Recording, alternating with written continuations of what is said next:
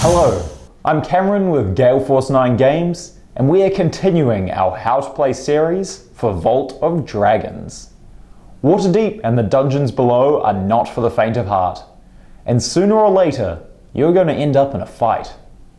Today we are going to go over the rules for fighting, and then the more specific rules for brawling with other players. The key part of every fight is determining your followers' attack strength. This is what you will compare against the difficulty of a dungeon or the strength of your rivals. First, roll a dice for each different class of follower you have. A d10 for fighters, d4 and a casualty die for rogues, and a d12 for wizards. No matter how many followers of each type you have, you can still only roll one of each type. For example, if you have 3 rogues and 2 fighters in a fight, then you will roll a d10, d4, and 1 casualty die. No matter how many dice you roll, you will only select 1 to be your attack die. Most of the time, this will mean picking the dice with the highest number, but you might choose a lower die to take advantage of a critical hit, which we'll explain shortly.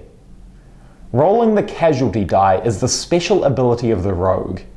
You add the score from the casualty die, indicated by the number of skulls, to your attack strength for any followers.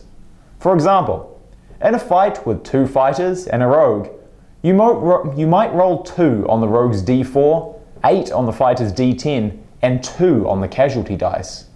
If you choose the fighter's die as your attack die, then you add the 2 from the casualty die to it, giving a total of 10. If you're fighting a rival player, then this die is even more important, as it means they lose that number of followers after the fight. So if we return to the above example where you rolled a 2 on the casualty die, then your rival would lose 2 followers of their choice after the fight, regardless of whether you win or lose. Wizards also have a special rule. If you have both your wizard followers involved in the same fight, then you can re-roll 1 dice of any type. For example, if you are in a fight with 2 fighters and 2 wizards and roll a 2 on the fighter's d10 and a 6 on the wizard's d12, then you can re-roll 1. In this case, choosing the d10 leads to a much more favourable roll of 9. Magic items and treasure can also influence your dice roll. You can play as many treasure cards as you like, but you may not play more magic cards than you have followers in the fight. For example, if you have 3 followers in a fight, then you can play no more than 3 magic cards. Treasure cards include single-use items like the Potion of Giant Strength or the Scroll of Fireball, while magic cards you usually keep, but can only use once in a game round. So place them face up in front of you after use, until you reset your action tiles at the end of the round. Magic items can also be follower specific, so some can only be used if a specific type of follower is involved in the fight. For example, the mace can only be used with a fighter present, Elven arrows only when a rogue is present, and the Wand of Secrets needs a wizard. These are marked by the class icon in the top left corner. Some cards have no class restriction, like the Cowardly Sword. Rumour tokens can also be spent to add +1 to any attack die roll, though you can't use them to add to casualty dice. As long as you have them, you can spend as many rumours in a fight as you want. Finally, you can also roll critical hits. This means naturally rolling, with no bonuses or items, the highest possible value on any one of your dice. For example, a 12 on the d12. If you choose this to be your attack die, you can roll 1 bonus casualty die. This is added to your attack strength. It can also kill more of your rival's followers. The total number you come to is your attack strength. I know this has been a lot, so I'll go over it all with an example to help.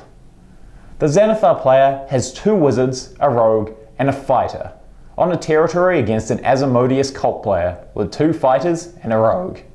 The Xanathar player rolls all 3 dice and a casualty die, getting a 9 on the d10, 5 on the d12, and a critical 4 on the d4. The rogue's casualty die is 0. The Asmodeus cult player then rolls, getting a 6 on the d10, 2 on the d4, and 1 on the casualty die. In the case of brawls, players take turns playing items or using modifiers, starting with the person currently losing the brawl.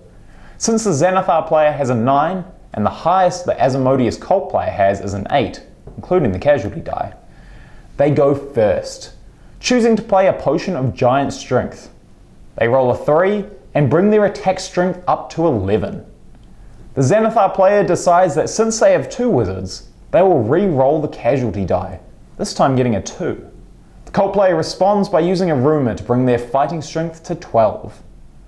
The Xanathar player has decided they will use their D4 as their attack die, to make use of the critical hit.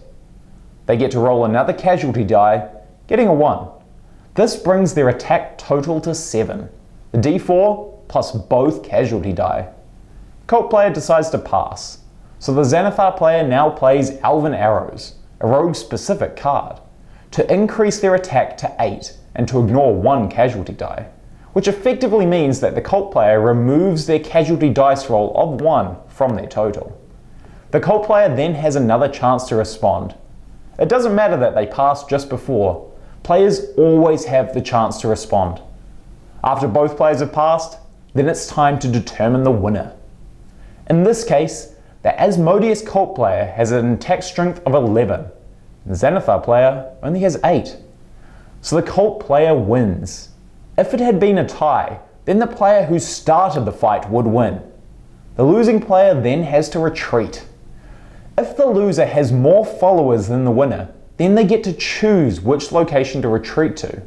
If the winner has more followers, then they get to choose where the loser goes.